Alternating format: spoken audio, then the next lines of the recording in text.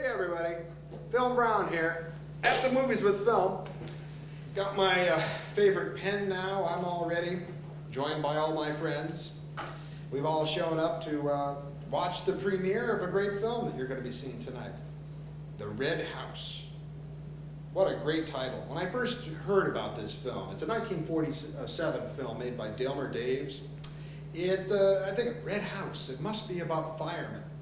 And I love movies about firemen, you know, firemen saving children, firemen climbing up into buildings and jumping out of windows and on those little trampoline-like things and falling down and stuff like that, and coming out, you know, hacking out big loogies of black stuff, you know, because they've been breathing in all of that stuff, and they're saving us. They're taking care of us.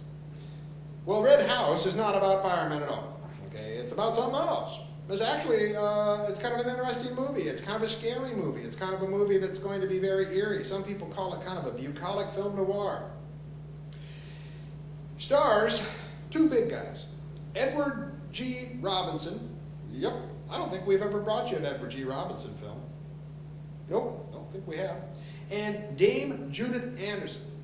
They play a brother and sister, and they're sort of like a twisted version of Anne of Green Gables. If you've seen Anne of Green Gables, you know, you got Matthew and Marilla Cupthert, and they adopt a young girl, you know, that Anne girl, you know, that they adopt. Well, in this one here, Edward G. and Judith Anderson, they've got a girl that they've adopted. She's a teenager, played by Aileen Roberts. And, well, there's a lot more to this story than I can go into. They hire a young guy to kind of come and work for them, this guy who's sort of got a hankering for Julie London. Julie London has got a role in this film. So does Rory Calhoun. Love Rory Calhoun. Plays kind of a drunk hillbilly type of guy who kind of hangs around with a gun. But Lon McAllister, you remember him, Home in Indiana and stuff like that, in that horse movie. But Lon McAllister is hired on as a farmhand thanks to Aileen's suggestion, and she's kind of got some yen for him, to come work for Edward G. Now, Edward G. is happy to have the help out on the farm and things. It's tough for a guy who's getting older. You know, he's no longer the tough guy. You know, this is quite a few years after Little Caesar and stuff like that. So it's sort of like the gangster has decided to retire out in the country and things like that.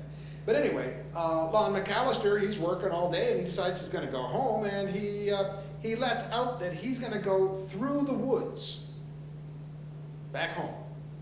That's the shortcut. Rather than taking the road, which is the long way.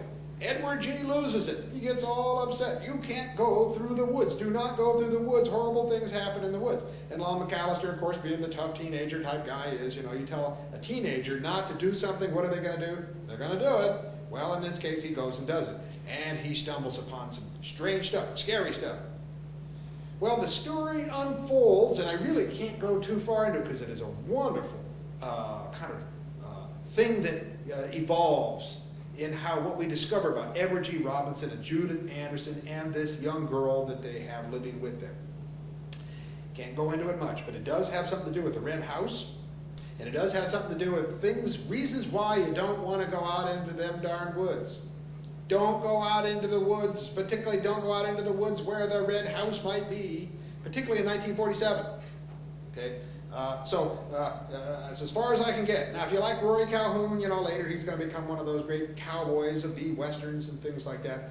He's sort of a hillbilly in B-westerns here. I kind of like him. If you like Julie London, you know, she's very young in this. She plays Lon McAllister's original girlfriend, and I don't want to go into the kind of the dating game situation that this film revolves around, but it does. It has some great swimming scenes, too. The music in this film, okay, was written by Miklos Rozsa. And it uses a theremin. You know the theremin? You know, if you've seen, certain science fiction films like The Thing. There's a film that uses the theremin really well. And this one does too. Nice score by Rozsa. Kind of understated in some places, very strong in others. Okay, Dave the Earth Stood Still is the title I'm trying to think of. That very much uses the theremin. This film uses it well too. Burt Glennon does the photography of this, and of course he's kind of a John Ford alum, right? He worked with a lot of John Ford stuff, and he does a beautiful job of building this rural setting that looks very beautiful in its black and whiteness, but at the same time, behind the rural setting, is this ominous, strange world. I think you're gonna enjoy this film. Well, The Red House, not about firemen, don't be disappointed. You know, fireman films are good, you know, day in life of a fireman, things like that. But this Red House is really cooking, and it is something that you're going to enjoy. Roll 'em, Smokey.